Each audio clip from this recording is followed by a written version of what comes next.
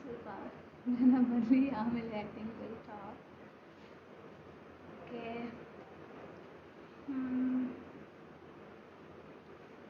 Hi ಎಲ್ಲರಿಗೂ, ಎಲ್ಲ ಹೇಗಿದ್ದೀರಾ?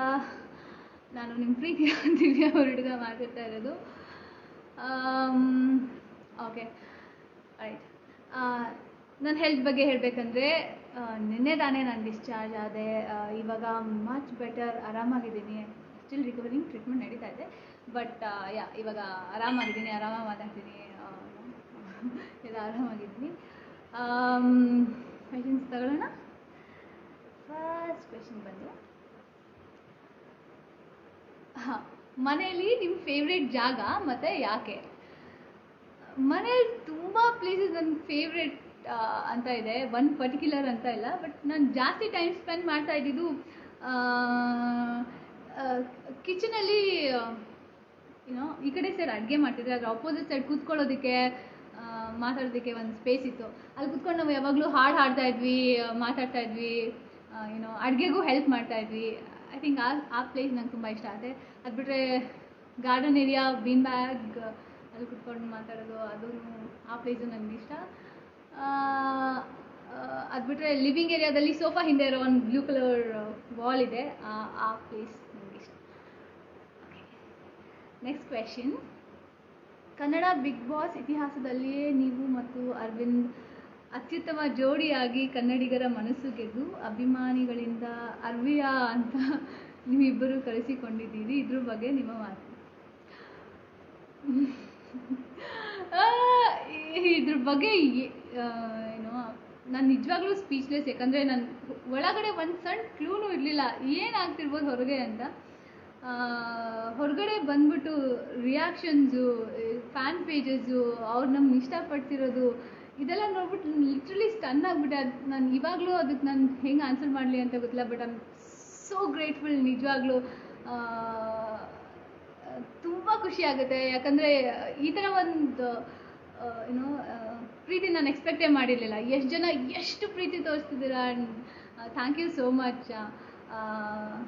ಏನು ಅರ್ವಿಯಾ ಬಗ್ಗೆ ಹೇಳಬೇಕು ಅಂದರೆ ಹಾಗೇನು ಮತ್ತು ಇದನ್ನು ಎಕ್ಸ್ಪೆಕ್ಟೇ ಮಾಡಿರಲಿಲ್ಲ.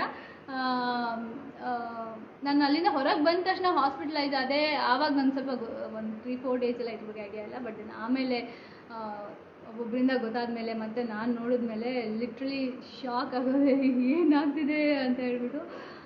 ಬಟ್ ತುಂಬ ಖುಷಿ ಆಯಿತು ಆನೆಸ್ಟ್ಲಿ. ನಾನು ಎಷ್ಟು ಥ್ಯಾಂಕ್ಸ್ ಹೇಳಿದ್ರು ಸಾಕಾಗಲ್ಲ ಮನಸ್ಸಿಂದ. But I am really grateful. Next question. ಯಾವ ವಿಷಯ ಮಾಡಬೇಕು ಅಂತ ಮನೆ ಒಳಗೆ ಹೋಗಿದ್ರಿ, ಅದು ಆಯಿತಾ? ಬಿಗ್ ಬಾಸ್ ಟ್ರೋಫಿ ವಿನ್ ಆಗಬೇಕು ಅಂತಲೇ ಆಬ್ವಿಯಸ್ಲಿ ಅಲ್ಲಿ ಬಂದಿರೋ ಎಲ್ಲ ಕಂಟೆಸ್ಟೆಂಟ್ಸನ್ನು ಅಂದ್ಕೊಂಡು ಒಳಗಡೆ ಹೋಗೋದು. ಅದು ಯಾರಿಗೂ ಆಗಿಲ್ಲ. ಬಟ್ ದೆನ್ ಅದಕ್ಕಿಂತಲೂ ದೊಡ್ಡದಾಗಿ ಐ ಥಿಂಕ್ ನಾನು ಜನರ ಮನಸ್ಸನ್ನ ಗೆದ್ದಿದ್ದೀನಿ. ಅದಕ್ಕಿಂತ ದೊಡ್ಡ ಟ್ರೋಫಿ ಪ್ರಾಬ್ಲಿ ಯಾವುದೂ ಇಲ್ಲ. ಸೊ ಐ ಥಿಂಕ್ ನಾನು ಒಳಗಡೆ ಏನು ಅಂದ್ಕೊಂಡು ಹೋಗಿದ್ದೆ ಅದಕ್ಕಿಂತ ದೊಡ್ಡದಾಗಿ ಅಚೀವ್ ಮಾಡಿದ್ದೀನಿ ಅಂತ ಐ ಫೀಲ್.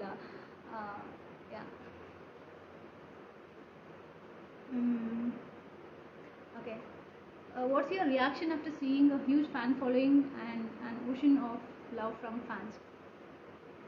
ಮತ್ತೆ ರಿಯಾಕ್ಷನ್, ಐ ವಾಸ್ ಸ್ಪೀಚ್ಲೆಸ್. ನಮ್ಮಮ್ಮ ಫ್ಯಾಮಿಲಿ ಎಲ್ಲ ಈ ಥರ ಆಗಿದೆ ಹಿಂಗೆ ಅಂತ ಫ್ರೆಂಡ್ಸ್ ಎಲ್ಲ ಹಿಂಗೆ ತೋರಿಸಿದಾಗ ನನಗೇನು ಮಾತಾಡ್ಬೇಕಂತಲೇ ಗೊತ್ತಾಗ್ತಿಲ್ಲ. ಲಿಟ್ರಲಿ ಒಂದು ಸಣ್ಣ ಕ್ಲೂನೂ ಇಲ್ಲ. ಈ ಥರ ಎಕ್ಸ್ಪೆಕ್ಟೂ ಮಾಡಿಲ್ಲ. ಜನ ಇಷ್ಟು ಇಷ್ಟಪಡ್ತಾರೆ, ಇಷ್ಟು ಪ್ರೀತಿ ತೋರಿಸ್ತಾರೆ ನಮಗೆ ಅಂತ. ತುಂಬ ಅದು ಇವಾಗಲೂ ನಾನು ಕೇಳಿದ್ರೆ ನಿಜ ನನಗೆ ಹೆಂಗೆ ಥ್ಯಾಂಕ್ ಮಾಡಬೇಕು ಅಂತಲೂ ಗೊತ್ತಿಲ್ಲ, ಯಾವ ಥರ ರೆಸ್ಪಾಂಡ್ ಮಾಡಬೇಕು ಅಂತ ಗೊತ್ತಿಲ್ಲ. But honestly I am very grateful. ತುಂಬ ಥ್ಯಾಂಕ್ ಯು. ಇದೇ ಥರ ನಿಮ್ಮ ಪ್ರೀತಿ ನನ್ನ ಮೇಲೆ ಯಾವಾಗಲೂ ಇರಲಿ. ಏನು ಹೇಳಿ, ನನ್ನ ರಿಯಾಕ್ಷನ್ ಸ್ಪೀಚ್ಲೆಸ್. ನನಗೆ ಏನು ಹೇಳಬೇಕು ಇವಾಗಲೂ ಸ್ಪೀಚ್ಲೆಸ್. ನಾನು ಕೇಳಿದ್ರೆ ರಿಯಲಿ ನನಗೆ ಏನು ಆನ್ಸರ್ ಮಾಡಬೇಕು ಅಂತ ಗೊತ್ತಿಲ್ಲ. ಬಟ್ ತುಂಬ ತುಂಬ ತುಂಬ ಖುಷಿ ಆಯಿತು. Next question. Okay, Bigg Boss journey ಮುಗೀತು ಅಂದಾಗ ಏನು ಅನ್ನಿಸ್ತು ಅಂತ. ಆ್ಯಕ್ಚುಲಿ ನನಗೆ ಒಂದು 5 days ಮುಂಚೆನೇ ಮುಗ್ದಂಗೆ ಇತ್ತು. ಬಿಕಾಸ್ ಆಲ್ರೆಡಿ 1 week ಮುಂಚೆನೇ ನಾನು ಐ ವಾಸ್ ಫೈಟಿಂಗ್ ಹೊರಗೆ ಹೋಗಬಾರ್ದು, ಅಲ್ಲೇ ಇದ್ಬಿಟ್ಟು ಅದನ್ನು ಕರೆಕ್ಟ್ ಮಾಡಿಕೊಂಡು ಏನೋ ಆಟ ಆಡೋಣ ಅಂತ ತುಂಬ ಟ್ರೈ ಮಾಡಿದೆ. ಬಟ್ ದೆನ್ ತುಂಬ ಸಿವಿಯರ್ ಆಗೋಯ್ತು ಮುಂದೆ ಕಂಟಿನ್ಯೂ ಮಾಡೋಕ್ಕೆ. ಅಲ್ಲಿ ಹಂಗೂ ಒಂದು ಚಾನ್ಸ್ ಕೊಡಿ, ಇನ್ನು ಒಂದು ದಿವಸ ಇದ್ಬಿಟ್ಟು ನೋಡೋಣ ಅಂತ. ಬಟ್ ದೆನ್ ತುಂಬ ಸಿವಿಯರ್ ಆಗಿದ್ದರಿಂದ ನನ್ನ ಮನೆಯಿಂದ ಬಯೋಬಬಲ್ ಲೈಕ್ ಹೊರಗೆ ಬರಲೇಬೇಕಾಯಿತು. ಅದು ವೆರಿ ಹಾರ್ಡ್ ಸಿಚುಯೇಷನ್. ನನಗೆ ಆ ಮೊಮೆಂಟನ್ನು ಇವಾಗಲೂ ನೆನೆಸ್ಕೊಳ್ಳೋಕೆ ನಾನು ಇಷ್ಟನೇ ಪಡಲ್ಲ. ಬಟ್ ಏನೂ ಮಾಡೋಂಗಿರಲಿಲ್ಲ, ಹೊರಗೆ ಬರಬೇಕಾಗಿ ಬಂತು. ಹೊರಗೆ ಬಂದಮೇಲೆ ಐ ವಾಸ್ ಹೋಪಿಂಗ್ ಅಟ್ಲೀಸ್ಟ್ ನಾನು ಕರೆಕ್ಟ್ ಆದಮೇಲೆ ರಿಕವರ್ ಆಗಿ ತಿರ್ಗಾ ಕ್ವಾರಂಟೈನ್ ಆಗಿ ಮತ್ತೆ ವಾಪಸ್ ಮನೆ ಒಳಗಡೆ ಹೋಗ್ತೀನಿ ಅಂತ ಫುಲ್ ಆಸೆಯಿಂದ ಇದ್ದೆ. ಈ ಥರ ಒಂದು ಎಂಡಿಂಗ್ ಅಂತ it's really sad and unfortunate. ನಾನು ಹಿಂಗಂತ ಅಂದ್ಕೊಂಡಿರಲಿಲ್ಲ. ಬಟ್ ತುಂಬ ಬೇಜಾರಾಗುತ್ತೆ. ಈ ಥರ ಈ ಥರ ಎಂಡಿಂಗ್ ಇರಬಾರ್ದು. ಬಟ್ ಏನೂ ಮಾಡೋಕ್ಕಾಗಲ್ಲ. ನಮಗೋಸ್ಕರ ಅಲ್ಲಿ ಬ್ಯಾಕ್ ಎಂಡಲ್ಲಿ ತುಂಬ ಜನ ವರ್ಕ್ ಮಾಡ್ತಿರ್ತಾರೆ. ಅವ್ರ ಫ್ಯಾಮ್ಲೀಸ್ ಎಲ್ಲನೂ ಇಂಪಾರ್ಟೆಂಟ್ ಆಗುತ್ತೆ. ನಮ್ಮನ್ನು ಒಳಗಡೆ ಕಳಿಸಿ ಇಲ್ಲಿ ಮನೆಯಲ್ಲೂ ಖುಷಿಯಾಗಿರಲ್ಲ, ಅಲ್ಲಿ ಹೆಂಗಿರ್ತಾರೋ ಏನೋ ಅಂತಲೂ ಟೆನ್ಷನಲ್ಲಿರ್ತಾರೆ.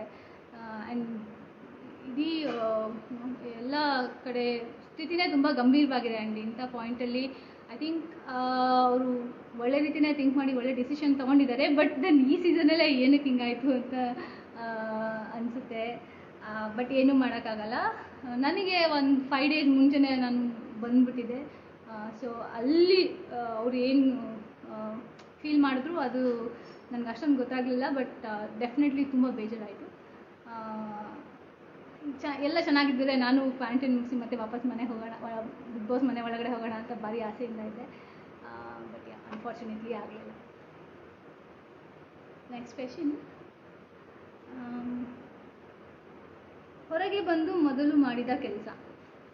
ನಾನು ಡಿಸ್ಚಾರ್ಜ್ ಆಗಿದೆ ನಿನ್ನೆ ನಾನು ಹೊರಗಡೆ ಬಂದೆ. ಬಟ್ ಏನು ಎಲ್ಲ ಲಾಕ್ಡೌನ್ ಆಗಿಬಿಟ್ಟಿದೆ. ಸೀದಾ ಅಲ್ಲಿಂದ ಫುಲ್ PPE ಕಿಟ್ ಹಾಕೊಂಡು ಸೀದಾ ಮನೆ ಒಳಗೆ ಬಂದಿದ್ದು.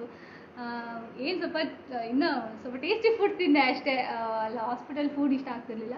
ಮನೆಗೆ ಬಂದ ತಕ್ಷಣ ಬೇಕಾಗಿದ್ದೆಲ್ಲ ಸ್ವಲ್ಪ ಮಾಡಿಸ್ಕೊಂಡೆಲ್ಲ ಚೆನ್ನಾಗಿ ತಿಂದೆ. ಅದೇ ಮೊದಲು ಮಾಡಿರೋ ಕೆಲಸ. ಆ್ಯಂಡ್ ತಿಂದೆ. ಆ್ಯಂಡ್ ಅಫ್ಕೋರ್ಸ್ ಎಲ್ಲ ಹೆಂಗೆ ರಿಯಾಕ್ಷನ್ಸ್ ಇದೆ, ಫ್ಯಾನ್ಸ್ ಅದೆಲ್ಲ ಚೆಕ್ ಮಾಡಿದೆ. ಫುಲ್ ಕಳ್ತೋಗ್ಬಿಟ್ಟೆ. ಅಷ್ಟೇ ಮೊದಲು ಮಾಡಿದ ಕೆಲಸ ಅದೇ. ನೆನ್ನೆ ಡಿಸ್ಚಾರ್ಜ್ ಆಗಿರೋದ್ರಿಂದ ಏನೋ ಅಂತ ಎಕ್ಸ್ಪ್ಲೋರ್ ಮಾಡೋ ಥರದ್ದು ಏನೂ ಆಗಲಿಲ್ಲ. Next question. ನಿಮ್ಮ ಇಷ್ಟವಾದ ವೇಕಪ್ ಸಾಂಗ್ ಯಾವುದು? ವೇಕಪ್ ಸಾಂಗ್ ನಂಗೆ ಮೋಸ್ಟ್ಲಿ ನಾನು ಮಲ್ಕೊಂಡಿದ್ದಾಗ ಅದು ಸಾಂಗ್ ಬಂದ ತಕ್ಷಣ ಡಾನ್ಸ್ ನಂಬರ್ ಆದರೆ ಆದಷ್ಟು ಬೇಗ ಫಾಸ್ಟಾಗಿ ಎದ್ಬಿಟ್ಟು ಫುಲ್ ಡಾನ್ಸ್ ಮಾಡೋಣ ಅಂತ ರೆಡಿ ಆಗ್ತಿದೆ. ಅಲ್ಲಿ ಪ್ಲೇ ಆಗಿರೋ ಎಲ್ಲ ಡಾನ್ಸ್ ನಂಬರ್ಸ್ ಇಷ್ಟ. ಮತ್ತು ದೇರ್ ಒನ್ ಮೋರ್ ಸಾಂಗ್ ನಂಗೆ ಅದು ಭಾರಿ ಇಷ್ಟ.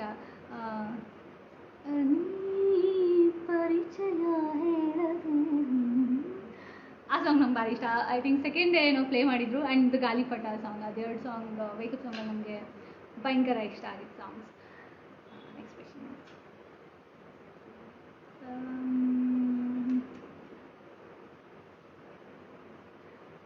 ಬಿಗ್ ಬಾಸ್ ಜರ್ನಿ ಬಗ್ಗೆ ನಿಮ್ಮ ಮಾತು. ಬಿಗ್ ಬಾಸ್ ಜರ್ನಿ ಬಗ್ಗೆ ಏನು ಹೇಳಿ, ತುಂಬ ಡ್ರೀಮ್ಸ್ ಇಟ್ಕೊಂಡು ತುಂಬ ಎಕ್ಸೈಟೆಡ್ ಆಗಿ ಮನೆ ಒಳಗಡೆ ಹೋದೆ. ಬೇರೆ ಏನು ಎಕ್ಸ್ಪೆಕ್ಟೇಷನ್ ಅಂತ ಏನೂ ಇರಲಿಲ್ಲ. ಬಟ್ ದೆನ್ ಈ ಜರ್ನಿ ನಾನು ಎಂಜಾಯ್ ಮಾಡಬೇಕು ಅಂತಲೇ ನಾನು ಮನೆ ಒಳಗಡೆ ಹೋಗಿದ್ದು. ಡೆಫಿನೆಟ್ಲಿ ಎಂಜಾಯ್ ಮಾಡಿದೆ ಕೂಡ. ಅಲ್ಲಿ ಡೋರ್ ಒಳಗಡೆ ಕಾಲಿಟ್ಟಾಗಿಂದ ತಿರ್ಗಾ ನನ್ನ ಕನ್ಫೆಷನ್ ರೂಮಿಂದ ಹೊರಗಡೆ ಬರೋ ತನಕ ಪ್ರತಿ ಒಂದು ಮೊಮೆಂಟ್, ಪ್ರತಿ ಒಂದು ಸೆಕೆಂಡು ನನಗೆ ಇಟ್ಸ್ ಇಸ್ ವೆರಿ ಇಂಪಾರ್ಟೆಂಟ್. ತುಂಬ ಚೆನ್ನಾಗಿತ್ತು. ಅದನ್ನು ಲೈಫ್ ಟೈಮ್ ನಾನು ಚೆರಿಷ್ ಮಾಡೋಕ್ಕೆ ಇಷ್ಟಪಡ್ತೀನಿ. ಅಲ್ಲಿ ಸಿಕ್ಕಿರೋ ಪ್ರತಿಯೊಬ್ಬರು ನನಗೆ ಭಯಂಕರ ಮನಸ್ಸಿಗೆ ಹತ್ತಿರ ಆದರು. ಅಲ್ಲಿ ನಮಗೆ ಕೊಡ್ತಾ ಇದ್ದಿದ್ದ ಸಿಚುವೇಶನ್, ಅಲ್ಲಿ ನಾವು ಅದನ್ನು ಡೀಲ್ ಮಾಡ್ತಾ ಇದ್ದಿದ್ದ ರೀತಿ, ಎಷ್ಟೊಂದು ಸತಿ ನಾವು ರಿಯಲ್ ಲೈಫಲ್ಲಿ ಆ ಥರ ಒಂದು ಸಿಚುವೇಶನಿಗೆ ನಾವು ಬರೋದೇ ಇಲ್ಲ ರಿಯಲ್ ಲೈಫಲ್ಲಿ. ಸೊ ಅಲ್ಲಿ ಆ ಥರ ಸಿಚುವೇಶನ್ ಅವ್ರು ಕ್ರಿಯೇಟ್ ಮಾಡ್ತಾರೆ. ನೀವು ಆವಾಗ ಹೆಂಗೆ ರಿಯಾಕ್ಟ್ ಮಾಡ್ತೀರಾ, ಆವಾಗಲೂ ನೀವಾಗಿರ್ತೀರಾ, ಈ ಥರದ್ದೆಲ್ಲ ತುಂಬ ನಮ್ಮ ಎದುರು ಬರುತ್ತೆ. ಮತ್ತು ಎಷ್ಟೊಂದು ಕನೆಕ್ಷನ್ಗಳು, ಫ್ರೆಂಡ್ಶಿಪ್ಗಳು, ಜಗಳಗಳು, ಅಲ್ಲಿ ಬರ್ತಿದ್ದ ಟಾಸ್ಕ್ಗಳು, wake up song, mic, confession room, ನಾವು ಮಾಡ್ತಿದ್ದ ಅಡುಗೆ, ಕೆಲಸದ ಉಪ್ಪಿಲ್ಲ ಅದು ಇಲ್ಲ ಅದರಲ್ಲೇ ಅಡ್ಜಸ್ಟ್ ಮಾಡ್ಕೊಂಡು ತಿನ್ನೋದು, ಒನ್ ಆನ್ ಒನ್ ಕನೆಕ್ಷನ್ಗಳು, ಯಾವುದೂ ಮರೆಯೋಕ್ಕಾಗಲ್ಲ. ಎಲ್ಲನೂ ತುಂಬ ಸ್ಪೆಷಲ್ ನನಗೆ.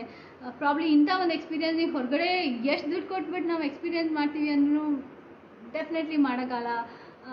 ನಾನು ಬಿಗ್ ಬಾಸ್ಗೆ ಹೋಗಬೇಕು ಅಂತ ಅಂದ್ಕೊಂಡಿದ್ದೆ. I think one of my best decision, because ನಾನು ಹೋಗಿರಲಿಲ್ಲ ಅಂದರೆ ಡೆಫಿನೆಟ್ಲಿ ರಿಗ್ರೆಟ್ ಮಾಡ್ತಾಯಿದ್ದೆ. ಹೋಗಿ ಒಂದು ಒಳ್ಳೆ ಎಕ್ಸ್ಪೀರಿಯೆನ್ಸ್, ನನ್ನ ಲೈಫ್ ಟೈಮ್ ಇದನ್ನು ನೆನ್ಪು ಮಾಡ್ಕೊಳ್ಳೋಕ್ಕೆ ಇಷ್ಟಪಡ್ತೀನಿ. ಇದರಿಂದ ತುಂಬ ಕಲಿತೆ ಎಷ್ಟೊಂದು ಸಿಚುವೇಶನ್ನ ಡೀಲ್ ಮಾಡೋದನ್ನು ಕಲಿತೆ. ಎಷ್ಟು ಪ್ರಾಕ್ಟಿಕಲ್ ಆಗಿದ್ರೆ ಎಷ್ಟು ಒಳ್ಳೆಯದು ಅನ್ನೋದನ್ನು ಕಲಿತೆ. ತುಂಬ ಜನ ಮನಸ್ಸಿಗೆ ತುಂಬ ಹತ್ತಿರ ಆದರು. ಎವ್ರಿಥಿಂಗ್ ಅಬೌಟ್ ಬಿಗ್ ಬಾಸ್ ನಾನು ಒಂದೊಂದು ಪಾಯಿಂಟ್ನೂ ಮರೆಯೋಕ್ಕೆ ಇಷ್ಟಪಡಲ್ಲ. ಆ್ಯಂಡ್ ಎಲ್ಲನೂ ಲೈಫ್ ಟೈಮ್ ಚೆರಿಷ್ ಮಾಡೋಕ್ಕೆ ಇಷ್ಟಪಡ್ತೀನಿ. ಬಿಗ್ ಬಾಸ್ ಒಂದು best thing happen in my life. Big ಬಾಸಿಂದ ತುಂಬ ಒಳ್ಳೊಳ್ಳೆ ಫ್ರೆಂಡ್ಸ್ ಎಲ್ಲ ಸಿಕ್ಕಿದ್ರು. ಎಷ್ಟು ಹೇಳಿದ್ರು ಕಡಿಮೆ. ಐ ಥಿಂಕ್ ಹಿಂಗೆ ಹೇಳ್ತಾನೆ ಇರ್ತೀನಿ ಅನಿಸುತ್ತೆ. ಸ್ಪೆಷಲಿ ಅರವಿಂದ್,